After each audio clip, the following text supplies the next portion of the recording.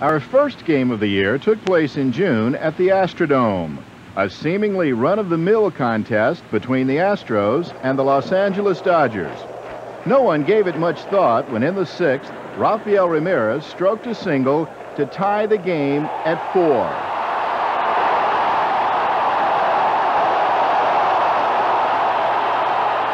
But from that point on, things began to get a little spacey. Back and forth they went, testing the limits of mediocrity, discovering that time waits for no man, much less an RBI. Fastball popped in the air, foul.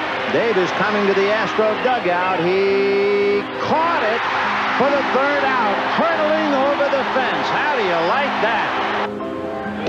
Ball 3, and Griffin broke. They've got him in a rundown. Trevino telling the pitcher to cover, and faking now gives the ball to Ramirez, who's going to hold it too long, and Griffin is safely back at first.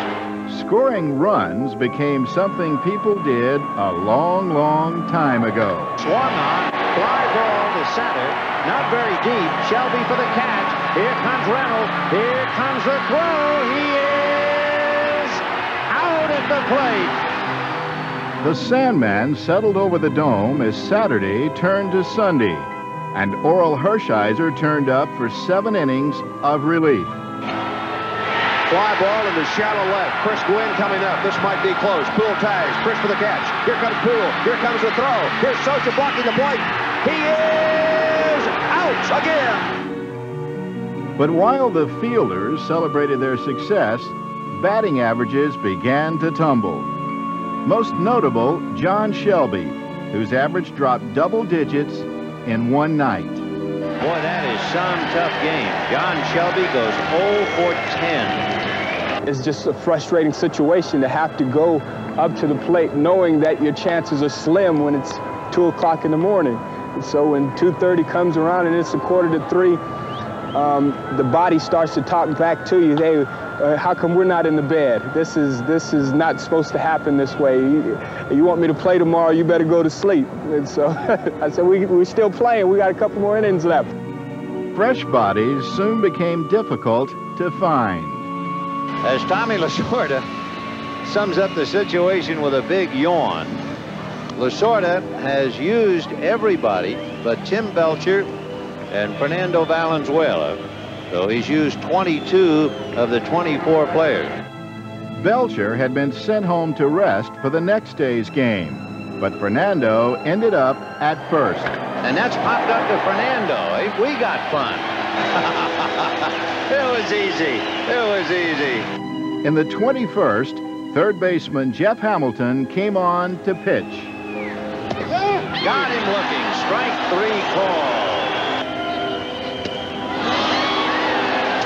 He breaks the bat over his leg in frustration. It was just mental fatigue more than anything. I wasn't all physically tired. I was just mentally tired. And he threw a pitch about 5 feet over my head, and I took a big old hack at it. I was surprised at how hard he threw the ball. We clocked him at 90 miles an hour. I was saying, geez, oh man, he's throwing harder than their starters.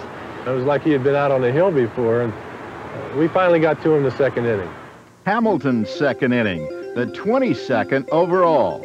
When with 2 out and 2 on, Ramirez ended the marathon. Line drive off Fernando's glove, picked up by Mike Davis. Here comes Doran, and he scores, and it is history. We got a couple breaks there, really. Fernando was playing first base, and he's a little shorter than Eddie Murray to start with. And Raffy hit a line drive to right field that Fernando leaped up and just touched it, which slowed the ball down going to right field, which was probably the difference in the play at the plate. But after 7 hours and 14 minutes, not everyone wanted to leave. I live about 45 to about 50 minutes away from the ballpark.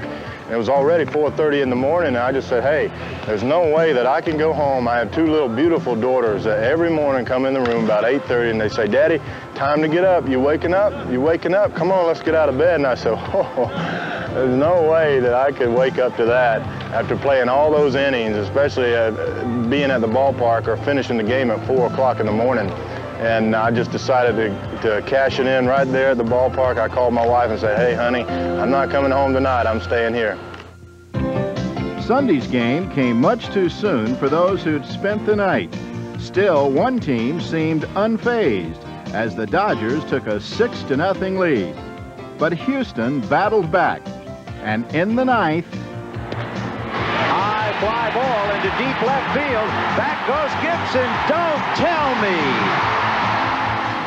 Craig Biggio ensured another case of extra innings, but this time only until the 13th, when Mike Scott put an end to 35 innings in 24 hours. The